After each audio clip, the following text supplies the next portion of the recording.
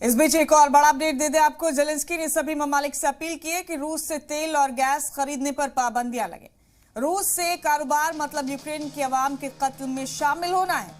ये बातें कही व्लादिमीर जेलेंस्की ने यूक्रेन के सदर ने। उन्होंने सभी ममालिक से अपील की है कि रशिया से तेल और गैस का कारोबार ना करें। उन्होंने कहा कि रूस से कारोबार का मतलब है कि यूक्रेन के लोगों के कत्ल में शामिल होना। ये बड़ा अपडेट दे रहा है आपको। ये अपील की जेलेंस्की ने दीगर ममालिक से। उन्होंने कहा कि रूस से तेल गैस खरीदने पर पाबंदियां लगे। ये सभी ममालिक से अपील की है जेलेंस्की ने।